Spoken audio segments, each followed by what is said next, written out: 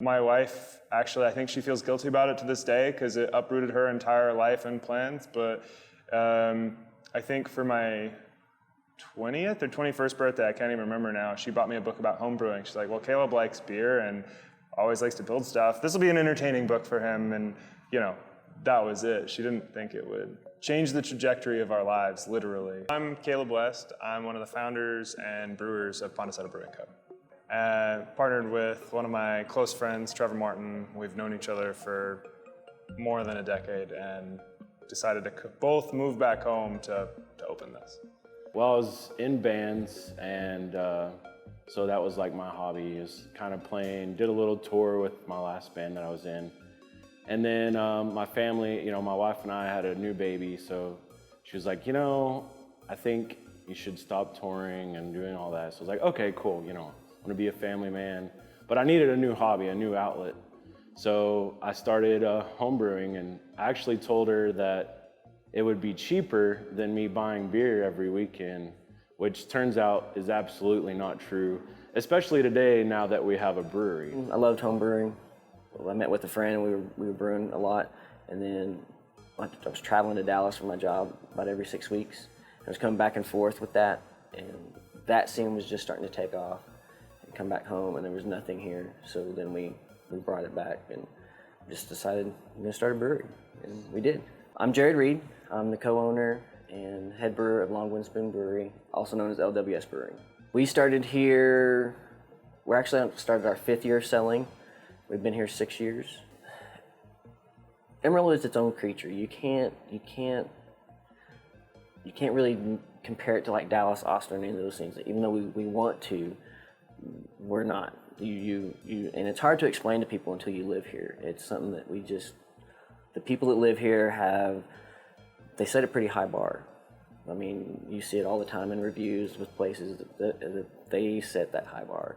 And so with beer, people were traveling, they were going to Dallas, Austin, everywhere they went, that was the first thing most of them were looking for, those craft beers. So when we got going, that bar was already set pretty high, and so we have to meet that bar.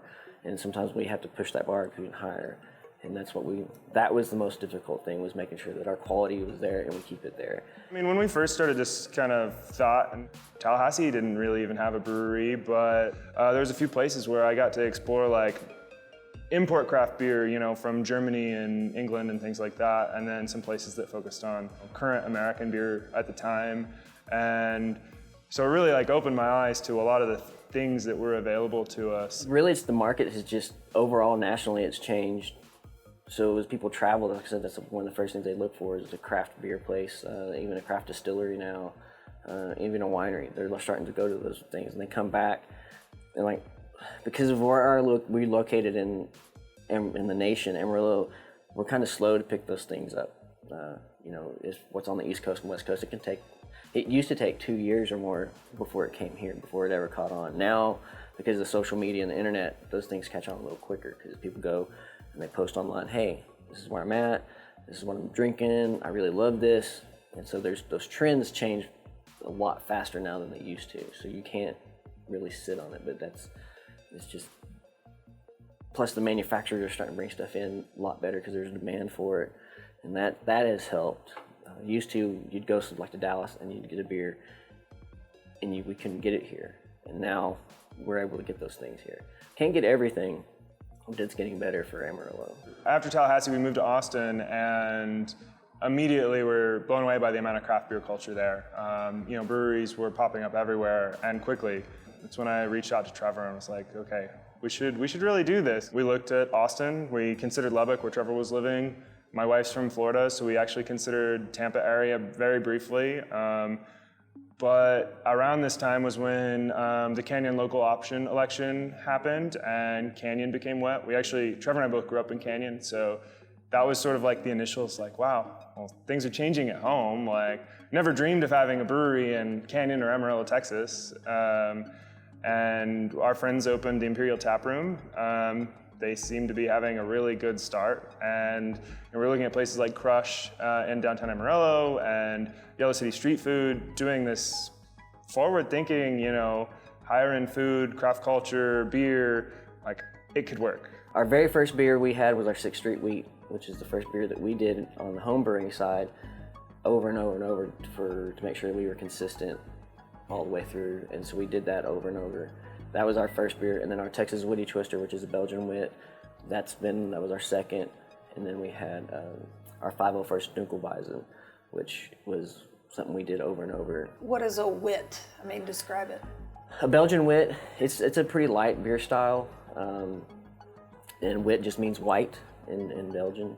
So what it is we take it and we we took our 6th Street wheat recipe, and then we converted it over to wit, and we added orange peel to the brew, and coriander and orange blossom honey. And so it really brings out that orange.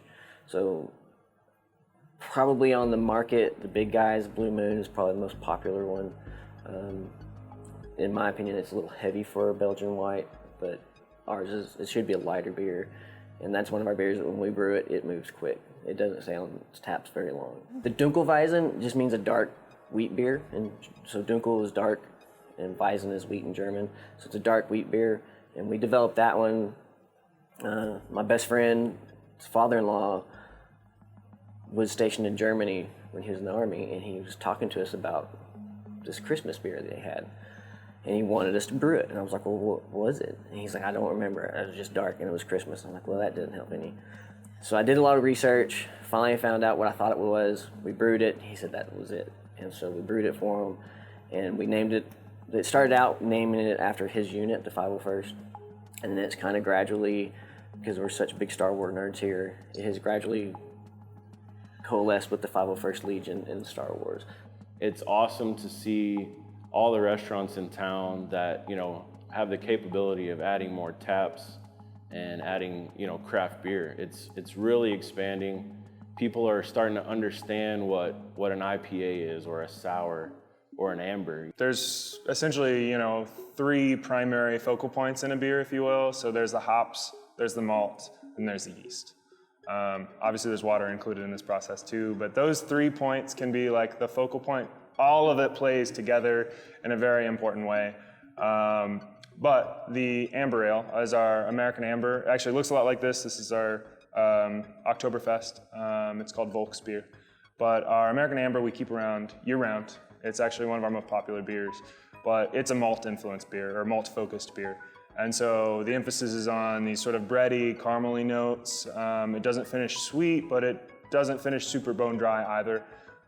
Very easy to drink, and it has these sort of rich, kind of complementary notes that go really well with food, especially meat dishes, things like that. Whereas an IPA, it actually stands for India Pale Ale, and there's a whole bunch of history there and a whole bunch of stories that turns out who knows what the actual truth of the scenario is, but originally it started in England, and they were making these fairly hoppy beers, and they have hops have a preservative effect, and so a lot of those beers ended up making it to India. All those things, that doesn't have almost anything to do with what we do now, but it's the kind of the background. And so those beers are emphasizing hop flavors. And so when we say IPA, sometimes it means really bitter. Sometimes it just means really hoppy in flavor. And surprisingly, to a lot of people, that doesn't mean bitter. There is some bitterness to every beer. There's hops in every single beer you drink. Sometimes in very small quantities and sometimes in very big quantities.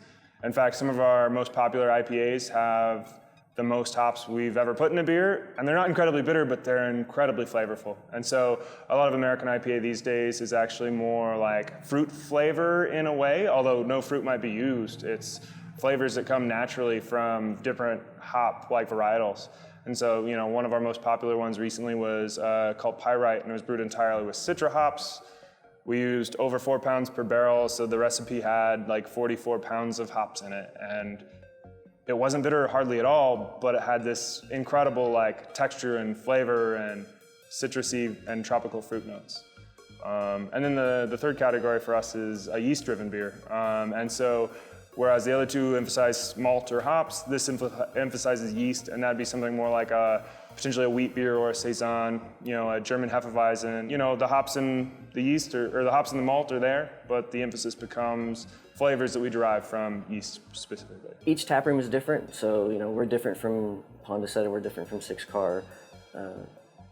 So everybody likes that. They go and it's a different atmosphere in each place, so it fits.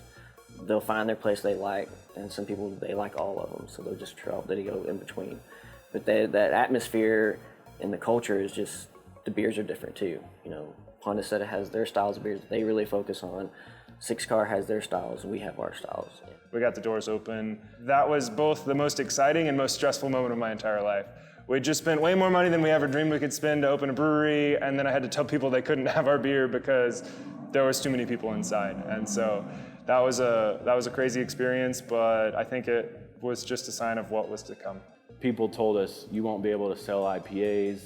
People only drink, you know, Coors Light or Bud Light or Michelob Ultra here. They don't understand. So we are very nervous, but since the day we've opened, we've had an extremely diverse crowd. Almost 50% of our customers are travelers. And Amarillo is just in that unique spot on I-40 that they don't always stay here, but it's a nice stopping point. Beer just makes you happy.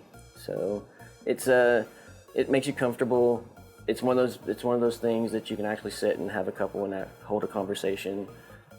And it brings people together. I mean, it really is.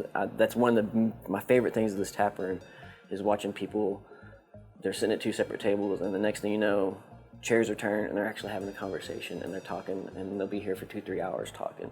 Or families will come in and they'll pull out a game, and they're playing a board game for 3 hours with their family, and it's a glue. It just brings people together. Being at a restaurant and seeing somebody who you wouldn't even anticipate being a craft beer consumer being like, oh, you have Pondeseta, I'll take that. Like, almost regardless of what the beer might be, it's a really surreal, sort of exciting thing. You know, be sitting there drinking a beer and talking to my wife, and then overhear somebody like down the way like order something. I'm like, oh, that's us. It's pretty fun.